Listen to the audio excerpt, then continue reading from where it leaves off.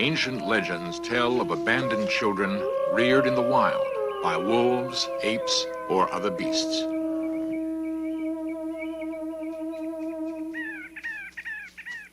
In 1800, a naked boy was seen running wild in the forest of La Bassine, France.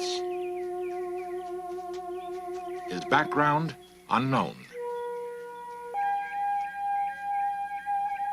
Abandoned as an infant, he had somehow managed to survive.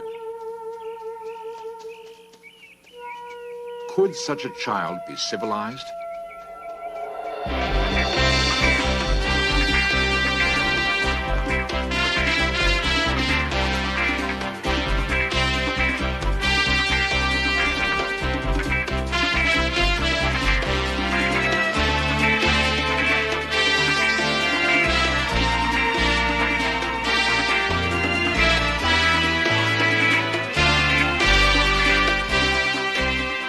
This series presents information based in part on theory and conjecture. The producer's purpose is to suggest some possible explanations, but not necessarily the only ones, to the mysteries we will examine.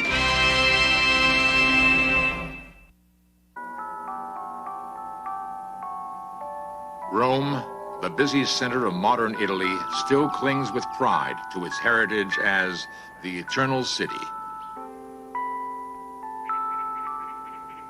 Even its name has a romantic origin. Legend tells us that Romulus and Remus, the founders of ancient Rome, were suckled by a wolf mother. Notions such as this do not begin and end in ancient Rome, but continue throughout history. Many people believe it is possible for human children to be raised by other animals. We observe the movements and interaction of the great apes and see mirror images of our own behavior.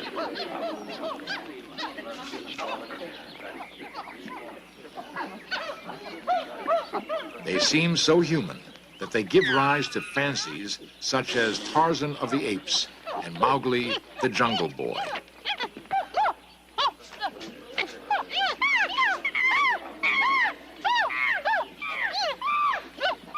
Yet, even though apes appear humanoid, they can be ferocious killers, more likely to devour a Tarzan than to befriend him.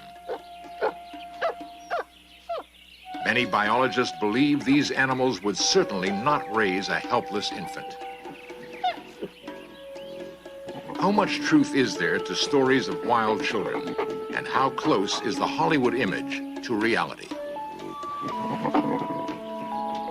What happens if a child is raised completely devoid of human contact? In this century alone, there are at least 20 photographed cases of children who have lived with animals in their social structure. This is Issa, the monkey boy of Ceylon. Found in 1973, he was reportedly abandoned by his family. This little boy was found scrambling up a tree with a family of apes in the desolate grasslands of Burundi, Africa. In Syria, this boy was captured running with gazelles. His captors, riding in a jeep, claim they clocked his speed at 50 miles per hour. Why he was exiled, no one knows. Why have these particular children either been abandoned by their families or expelled from society? Many authenticated cases of wild children involve youngsters with some physical deformity. There are societies which see physical deformities as being proof of being possessed by evil spirits. These deformed youngsters then often are killed or, as we have seen, cast out. A plastic surgeon from Glasgow, Scotland, rescued the so-called Jungle Boy of Peru.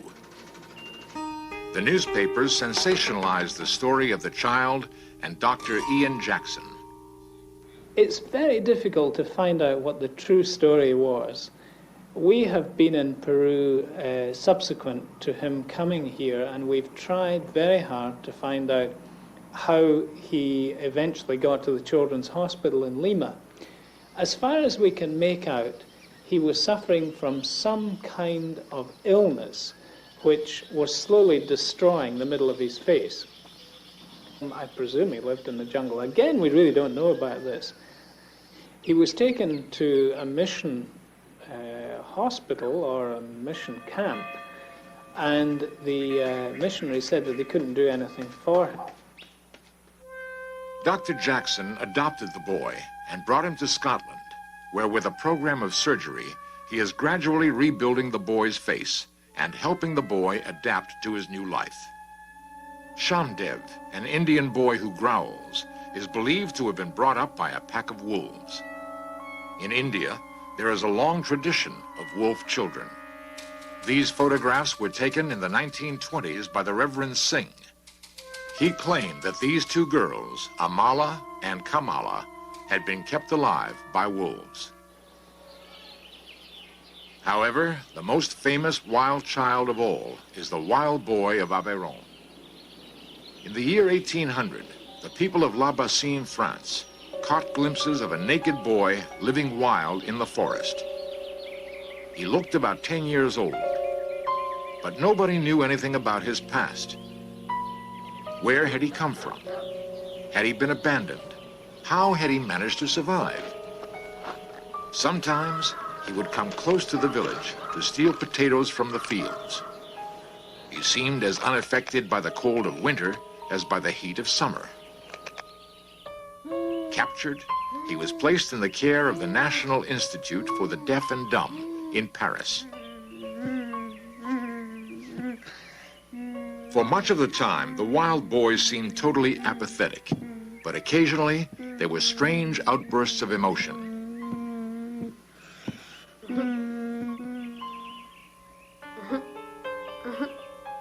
If the sun suddenly came out, he gave every impression of wanting to escape through the window.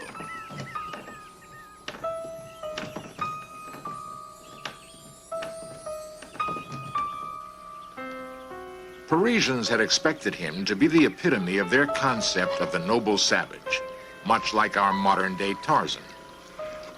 The reality was disillusioning.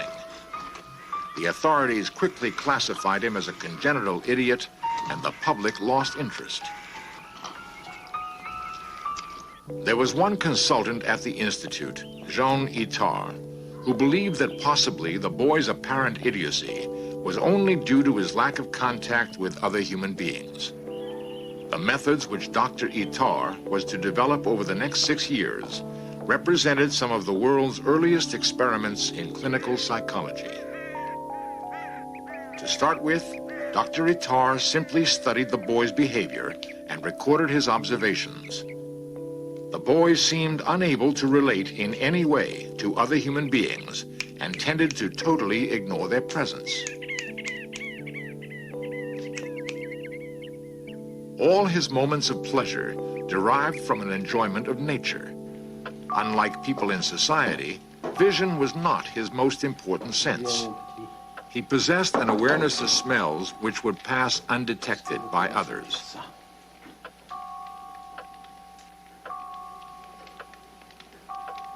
He appeared to make no distinction between pleasant smells and foul ones.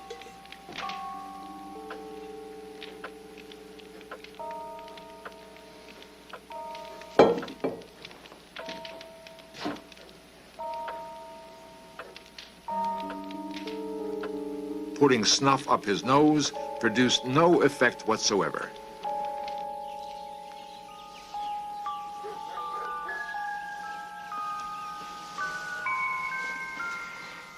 He was unable to recognize his own reflection. Nor could he differentiate between a picture and the real object. He appeared to be completely impervious to temperatures. He would put his hand in boiling water to grasp a potato without apparently feeling the scalding heat.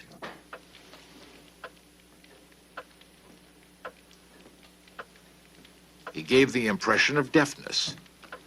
An unexpected loud noise produced no effect. But Itard found the slight sound of a walnut being cracked caused an instant reaction. So he concluded that the boy could hear perfectly, but his reactions were selective.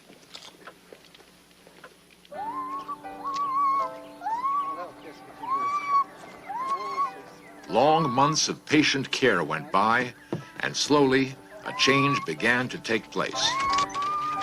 The boy became cleaner and tidier, learning to dress himself.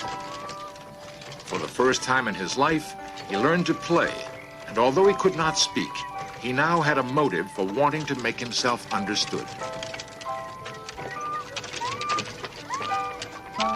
At this late stage in his life, he was beginning the childhood which the severity of his existence in the wild had denied him. He was discovering his imagination.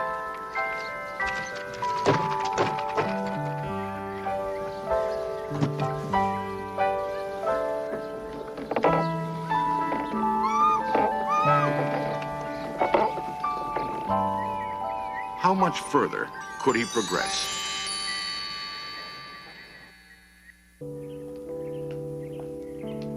At the Institute for the Deaf and Dumb, Dr. Itard and his wild child pupil forged ahead. The doctor's work and the child's learning progressed more quickly now. They had the additional influence of the boy's governess, Madame Guérin. Est-ce que Monsieur Petit viendra le voir cet après-midi? Ah, je crois pas, Madame Guérin. Through his actions, the boy gained the ability to express himself with increasing clarity, but speech eluded him. Il me regarde. Oh, Dr. Itard noticed that one sound, O, always attracted the boy's attention. il va me So Dr. Itard gave him a name which included this sound. Victor? Voilà, il a un nom. From now on, he was called Victor. Anxious for Victor to speak, the doctor decided to concentrate on eau, the French word for water. Perhaps Victor could say eau as easily as he recognized the sound.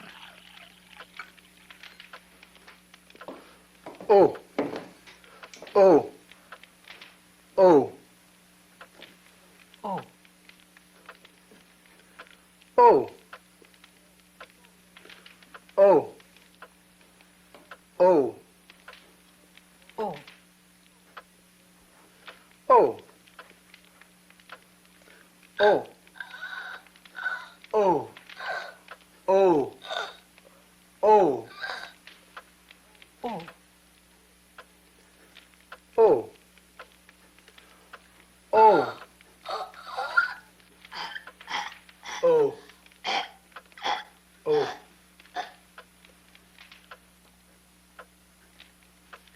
Undeterred, Itard continued his experiment with another sound, and eventually Victor spoke his first word, the French word for milk. Bravo, voilà, bien fait.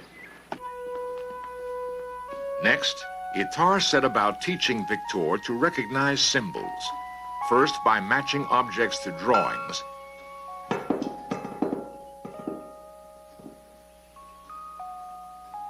and then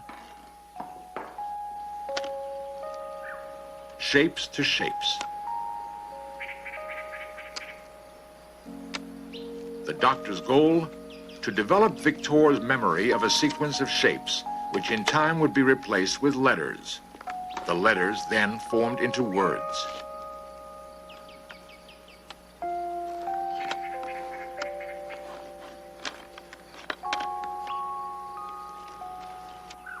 To Victor, these exercises seemed pointless and boring. He could not appreciate the goals Dr. Itard had set, and now the learning had ceased to be fun. As the tasks became more complex, he became increasingly difficult and frustrated. Had Itard's revolutionary experiments reached their limit? Did Victor's learning abilities have boundaries the doctor could not trespass? Itard persisted, and slowly, Victor began to recognize words. The doctor would give him a piece of paper with the name of an article, and the boy would fetch it from the next room.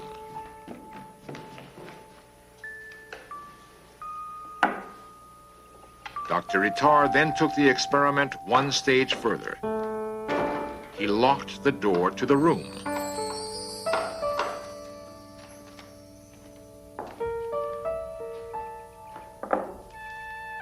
What would Victor do when asked to find an item?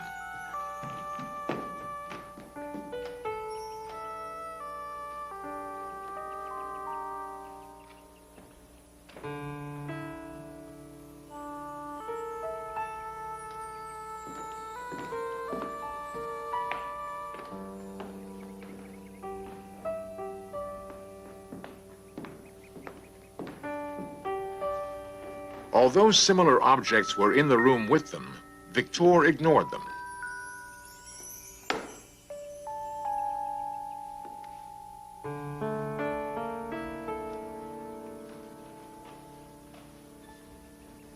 Itard suddenly realized that knife, box, and book meant only those particular items they habitually used in their experiments.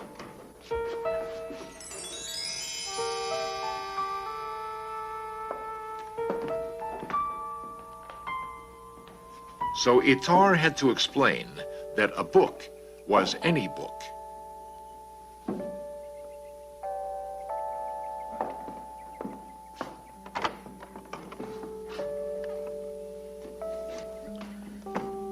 Voilà. Livre. Livre. Donnez-moi les mains. Voilà. Gradually, Victor's vocabulary increased to include the use of adjectives. Grand livre. Petit livre. Grand livre. And finally, the ultimate achievement, writing.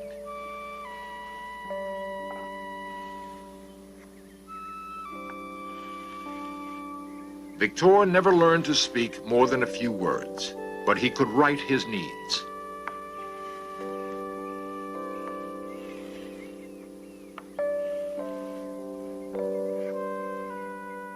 After 6 years of study with Dr. Itard, he moved out of the Institute to live a long and reasonably normal life in the care of his governess.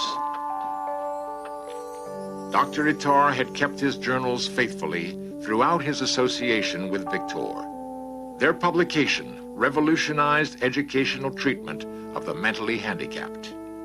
As for the wild boy of Aveyron, certainly he could no longer be classed as an idiot or a savage. We have always been fascinated by creatures that lurk within our imaginations. Fantastic creatures which are half man, half beast. Where our ancestors marveled at mermaids and centaurs, we wonder about Yeti and the Sasquatch. If they exist, are these really wild men? Have they perhaps been reared by animal parents? Is it credible that a ferocious beast would actually suckle a man cub and defend it against other animals? For one answer, we went to a remote part of the Scottish Highlands, where one man has devoted his life to the study of wolves and their behavior. Ian Brody.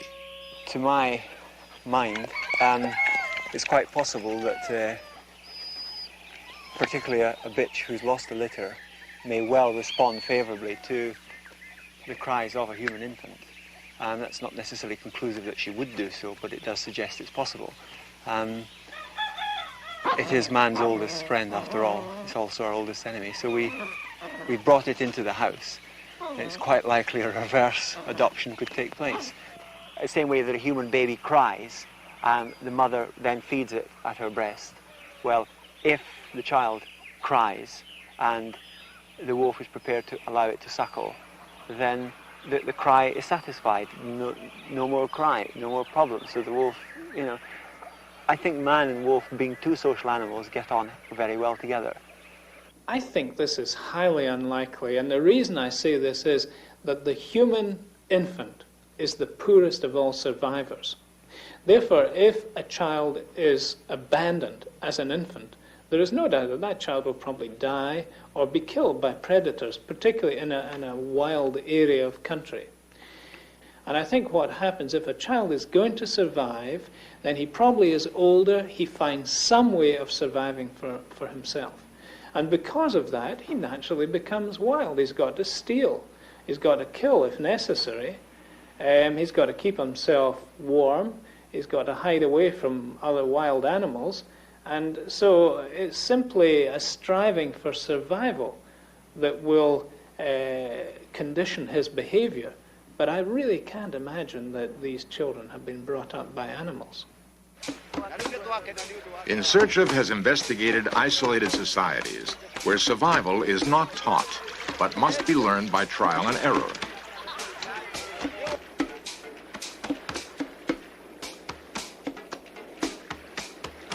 These children may be a link to the totally isolated wild children who had only animals to use as examples.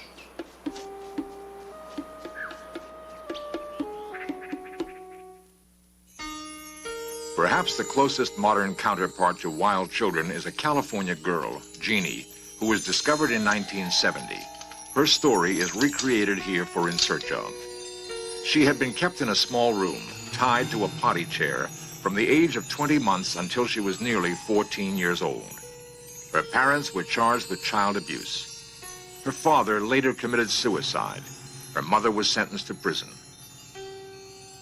Since her release, Jeannie has begun learning basic skills, but progress is slow. Apparently, there is a time in our lives for learning such skills. If that period is missed, the full mastery of those skills may be lost forever.